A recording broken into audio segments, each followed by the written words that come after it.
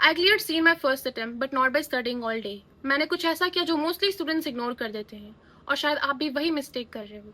Hello, I'm Swarnika Saraf, a qualified chartered accountant who has cleared all the levels of CA examinations in the first attempt at the age of 21.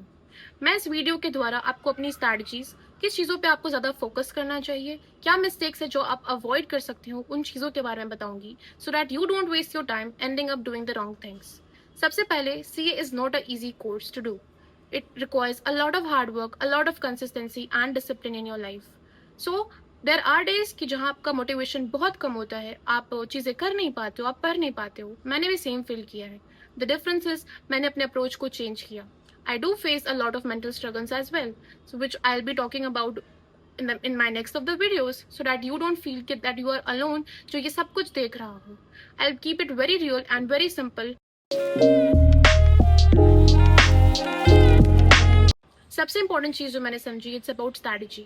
It's not about how much hours you study, it's about how strategically you study. For an average student, success ज़्यादा hours पढ़कर नहीं आता है। It's about आप कैसे अपने strategies बनाते हो, which includes 3 basic things: planning, revision and consistency. Most important thing is planning. Most students क्या करते हैं, अपने CA प्रिपरेशन के वक्त जो सब्जेक्ट मन किया वो उठाया, वो पढ़ना चालू कर दिया, बट CA प्रिपरेशन में रैंडम स्टडिंग काम नहीं करता है। मेरा बहुत सिंपल प्लान था। मुझे पता था मुझे कब कौन सा सब्जेक्ट उठाना है, कितना पोर्शन डेली कंप्लीट करना है, कैसे उसको रिविजन करना है, so that everything is balanced out. और आपका प्लान परफेक्ट होना जरूरी नहीं है, but you need to be very clear with it. Second most important thing is limited resources and one faculty. Mostly students ये भी गलती करते हैं कि बहुत सारे फैकल्टीज़ का वीडियो रेफर करते हैं, बहुत सारे फैकल्टीज़ के लेक्चर्स रेफर करते हैं, अलग अलग तरीके के मॉड्यूल्स, अलग अलग तरीके के रेफरेंस बुक्स। ये बहुत ही कन्फ्यूजन क्रिएट कर देता है एंड में।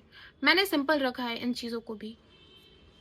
एक फैकल्टी, कुछ मॉड्यूल्स जो उन्होंने बताया है, उन्होंने रेफर किए हैं, आपको ट्रस्ट करने की ज़रूरत है, क्योंकि बाद में ये आपको प्रॉब्लम क्रिएट कर सकता है। अलग अलग वीडियोस, अलग अलग रेफरेंसेस, सब कुछ मिक्स हो जाएगा और आप बहुत ज़्यादा कन्फ्यूजन में हो जाओगे। यू नो वॉट हैपन, जब आप फाइनल, जैसे मैंने जो एक्सपीरियंस किया है कि मैंने अपने जब ऑडिट फाइनल्स में मैं बैठी थी एग्जाम देने के लिए, आप जब एक ही मटेरियल को बार बार रिवाइज करते हो तो बाद में एंड मतलब एग्जाम के टाइम आपको वो चीज़ें पिक्चराइज होने लगती है। And I felt this, like वो पिक्चर्स क्रिएट होने लगते हैं, आपको बुक्स का इमेज दिखने लगता है, क्योंकि आपने एक ही मटेरियल को इतनी बार रिवाइज कर रखा होता है, इतनी बार अंडरस्टैंड किया होता है, आप उसको बार बार पढ़ते हो। बट यही अगर आप बहुत सारे फैकल्टीज़ का वीडियोज़ देखते हो, बहुत सारे फैकल्टीज़ के बुक्स को देखते हो, और कुछ कुछ चीज़ें चेंजेस होती हैं, तो आपको ट्रस्ट करना पड़ेगा एक फैकल्टी के ऊपर, उनके दिए गए मटेरियल्स के ऊपर। वो उसके कारण आपका बहुत ही ईजी पढ़ाई हो सकता है। It says clarity come from repetition and not from different material. Repetition का सिंपल मतलब होता है रिविजन। जितनी बार आपका रिविजन करते हो, आपके लिए उतना बेटर होता है। मेरा अप्रोच रिविजन के लिए ये था कि अगर आप फर्स्ट रीडिंग करते हो तो आप उसको अंडरस्टैंडिंग पर्पस के लिए करो। आप लेक्चर्स देख रहे हो, आप लेक्चर्स सुनो, आप उसको समझने की कोशिश करो। कुछ ज़्यादा रिटेन करने की ज़रूरत नहीं है, जस्ट क्लियर करो चीज़ों को। सेकेंड रीडिंग आप जब करते हो तो आप क्लैरिटी खोजो, आप चीज़ों को लिंक करो, क्योंकि सारे सब्जेक्ट्स जो होते हैं वो कहीं ना कहीं किसी न किसी पॉइंट पे इंटरलिंक करते हैं। एंड जब आप थर्ड रीडिंग करते हो तब आप उसको रिटेन करने की कोशिश करो। जितनी बार आप रिटेन करने की कोशिश करोगे, जितनी बार अपने रिविजन्स को बढ़ाओगे, उतना ही आपका स्पीड बढ़ेगा। जैसे अगर आपका रिविजन पूरे ऑडिट पेपर का पहले 15 दिन में हो रहा था, फिर वो 12, 10, 6, 3, और देन आपका वो 1.5 दिन का जो एग्जामिनेशन पीरियड रहेगा, आप उसके लिए अपने आप को प्रिपेयर कर पाओगे। सो दैट इन चीज़ों को करके ही आपका कॉन्फिडेंस आपके एग्जाम के लिए, बिफोर योर एग्जाम्स, आप उसको बिल्ड कर पाओगे एंड चीज़ें बहुत सॉर्टेड रहेंगी। अब बात करते हैं बिगेस्ट मिस्टेक की, जो मोस्टली स्टूडेंट्स यहाँ भी गड़बड़ करते हैं। होता क्या है, रिविजन करना है उनको, बट अब सोचते हैं कि अभी पढ़ेंगे तो बाद में भूल जाएंगे।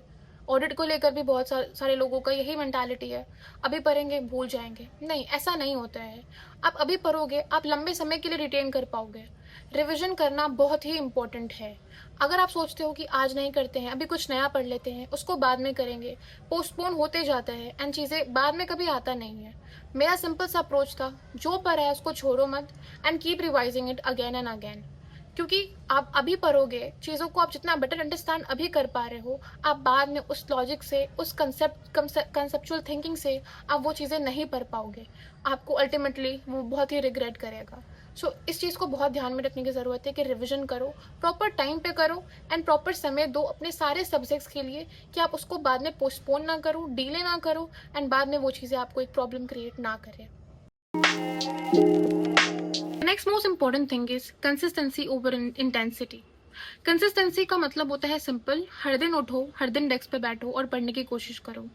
हर दिन 10 से 12 घंटा पढ़ना बहुत ही ज़्यादा मुश्किल है, बहुत ही मेंटल स्ट्रगल इन्वॉल्व होता है। So basically showing up every day is very important. यही इसी को कंसिस्टेंसी बोलते हैं। मैंने अपने बुरे से बुरे दिन में, बिकॉज जो भी मेरा स्टडी लीव था, मैंने उसमें बहुत सारे प्रॉब्लम्स फेस किए हैं। बहुत ही मेंटली मैंने स्ट्रगल किया है पढ़ाई को लेकर। मुझे बुक्स देखना पसंद नहीं था, मुझे उठना पसंद नहीं था, मैं उठ के पढ़ नहीं पाती थी। बट यही चीज़ें हमें आगे तक बढ़ाता है। इस वक्त मैं अगर अपना हिम्मत छोड़ देती, मैं पढ़ती नहीं, तो चीज़ें शायद कुछ वैसी नहीं होती जैसा मैं चाहती हूँ। So even on my bad days my friends know कि मैंने कितना चीज़ें स्ट्रगल किया है and I ended up studying at least 3 to 4 hours a day at least. क्योंकि कंसिस्टेंसी बहुत ही इंपॉर्टेंट है। एक दिन आप नहीं पढ़ोगे ना, आपको अगले दिन फिर से मन नहीं करेगा पढ़ने का। सो एक सिंपल सा रूल याद करो, consistency compounds over time and over time consistency really adds up in your whole journey। इस चीज़ से आपको बहुत हेल्प मिलेगा और आप बहुत तक आगे रीच कर पाओगे। So the real strategy means planning, limited resources, proper revision and a daily consistency. इन चारों चीज़ों को अगर आप फॉलो करते हो, नॉर्मली आपका सी जर्नी बहुत स्मूथ होगा, आपका कॉन्फिडेंस बहुत बिल्ड होगा and that's where the difference comes in. And trust me on this, अगर आप इन चीज़ों को फॉलो करते हो, आप बहुत ही ज़्यादा अपने अंदर चेंजेस देख पाओगे, आप डिसिप्लिन देख पाओगे अगर इस रोज़ इन चीज़ों को अगर आप फॉलो करते हो तो। बट इसमें एक छोटी सी चीज़ अगर आप और एडअप करते हो, तो आपका जर्नी और भी ज़्यादा बेटर हो सकता है। आपको बहुत ही कॉन्फिडेंस फील होगा कि भैया एग्ज़ाम तो निकल ही जाएगा। Yeah you were absolutely correct. Mock test and writing practice, mock test and writing practice देकर आप बाकियों से कंपेरेटिवली एज ले सकते हो। वो आपके पेपर के लिए एक बहुत ही गेम चेंजर हो सकता है। जो भी मैंने अभी तक बताया उससे आप फॉर श्योर अपने एग्जाम्स को बहुत अच्छे से क्लियर कर सकते हो। बट एक छोटी सी चीज़ करके आपका पेपर बहुत बेटर हो सकता है, क्योंकि सीए का पेपर सिर्फ आपका नॉलेज टेस्ट नहीं करता है, वो आपका time management skills, pressure handling and presentation skills भी टेस्ट करते हैं। उससे आप काफ़ी अच्छे नंबर से पास हो सकते हो, एग्जामिनेशन की तरफ जा सकते हो। कुछ बच्चे ऐसा सोचते हैं कि एक बार पूरा सब्जेक्ट खत्म होगा, देन पूरा सिलेबस खत्म होगा, देन टेस्ट देंगे। बट अगर आप टेस्ट को टुकड़ों में बांटते हो ना, तो वो ज़्यादा इफेक्टिव होता है और वो आपके लिए भी ज़्यादा एफर्ट नहीं लगता है आपको वो करने में। जैसे कि 3 घंटे का टेस्ट देना प्रॉपर बैठ के, मैं ये नहीं कह रही हूँ, मैं बस ये कह रही हूँ कि जब आपका एक सब्जेक्ट उठाते हो, जब आप एक चैप्टर कंप्लीट करते हो, जिस क्वेश्चन बैंक को आप रेफर कर रहे होते हो, उसी क्वेश्चन बैंक से अगर आप 2-3 क्वेश्चन उठा के खुद से लिखने की प्रैक्टिस करो, तो वो बहुत बहुत ज़्यादा बेटर हो सकता है और आपके लिए वो बहुत ईजी फ्लो में आप करते रहोगे, तो आपको पता नहीं चलेगा कि आपका राइटिंग प्रैक्टिस भी हो गया, आपका सिलेबस भी खत्म हो गया, आपने क्वेश्चन भी प्रैक्टिस कर लिया। So I quickly summarise each and everything. सबसे पहला चीज़, do not focus on completing everything, rather than focus करो कि चीज़ें जो पढ़ा है उसको बार बार रिविजन करो। That is the second most important thing. Revision करने की कोशिश करो as much as you can. Third, mock test दो, राइटिंग प्रैक्टिस करो, पेपर दो, जितना लिखोगे उतना बेटर होगा आपके लिए, सारे पेपर्स के लिए, सारे सब्जेक्ट्स के लिए। And fourth, the most important thing, stay consistent. In the upcoming videos I will be sharing each and everything in detail, कि कैसे आपको अपनी पढ़ाई को प्लान करना चाहिए, कैसे आप रिविजन कर सकते हो, कौन कौन से मिस्टेक्स को आप प्रॉपरली उससे अवॉइड कर सकते हो। So make sure you stay connected with me. Along with this, मैं यहाँ पे अपनी journey as a CA fresher, career guidance and daily learnings भी शेयर करूँगी, so that you get the real and practical insights about everything. I also make sure कि आप चीज़ें बहुत, आपकी सब कुछ जो है वो बहुत सॉर्टेड रहे एंड आपको बहुत अच्छे से सब कुछ समझ आए। So if you're someone trying to grow in career, understanding accounts, finance, taxation, make sure you subscribe to my channel. I'll be sharing real and practical insights, practical guidance, and everything which is evolving all over the world. जो भी कुछ हो रहा है, whatever is happening in the world around us. Let's make this thing a little simple together. Thank you so much.